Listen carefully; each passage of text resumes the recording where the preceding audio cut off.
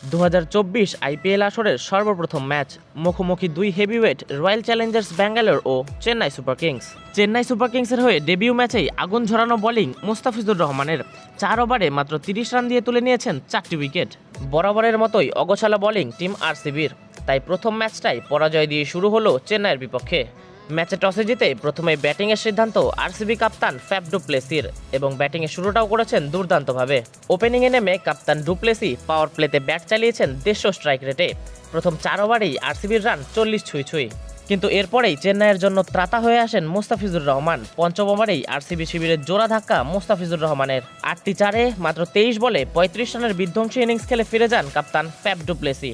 3 নম্বরে ব্যাট করতে নামা রজত পাতিদার খুলতেই পারেননি রানের খাতা। ধোনির হাতে আলতো ক্যাচ দিয়ে ফিরে যান 0 রানে।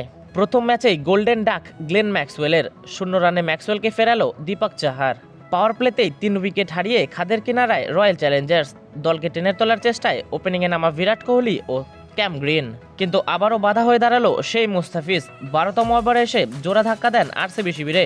উইকেট তুলে নেন বিরাট কোহলি ও ক্যামেরন গ্রিনের। 12 ওভারে মাত্র 78 রানে নেই আরসিবির 5টি উইকেট, কিন্তু শেষ দিকে ভরসা দিয়েছেন দীনেশ কার্তিক ও অনুজ রাওয়াত। দুজনের অনবদ্য পার্টনারশিপে শেষ পর্যন্ত রয়্যাল চ্যালেঞ্জার্সদের স্কোর দাঁড়ায় 173। মাত্র 25 বলে 48 রানের ইনিংস খেলেছেন অনুজ রাওয়াত। এছাড়াও দীনেশ কার্তিক করেছেন 38 রান। 174 রানের টার্গেটে খেলতে নেমে শুরুটা দুর্দান্ত করেছে সিএসকের দুই ওপেনার ঋতুরাজ গায়কোয়াড় ও রাচিন রবীন্দ্র। আরসিবি বোলারদের ওপর রীতিমতো ছড়ি ঘুরিয়েছেন রাচিন রবীন্দ্র, কিন্তু চতুর্থ ওভারের শেষ বলে আরসিবির হয়ে উইকেট তুলে নেন ইয়াস দয়াল। 15 বলে 15 রান করে আউট হন আরসিবির নতুন অধিনায়ক ঋতুরাজ গায়কোয়াড়। কিন্তু অপর প্রান্তে তাণ্ডব চালিয়েছেন রাচিন রবীন্দ্র। আউট হওয়ার আগে মাত্র 15 বলে 37 রানের বিধ্বংসী ইনিংস খেলেন রাচিন রবীন্দ্র। সঙ্গে ছিল 3টি 4 ও 3টি ছক্কা।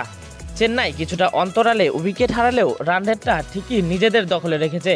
তাই শেষ পর্যন্ত রবীন্দ্র জাদেজা ও শিবম দুবের ব্যাটিংয়ে টুর্নামেন্টের প্রথম জয়টা পেতে খুব বেশি বেগ পেতে হয়নি চেন্নাই সুপার কিংসকে। 1 ওভার হাতে রেখেই 6 উইকেটে জিতে যায় চেন্নাই সুপার কিংস। তাই অধিনায়ক হিসেবে চেন্নাই সুপার কিংসকে প্রথমবার ম্যাচ জেতালেন ঋতুরাজ গায়কোয়াড়।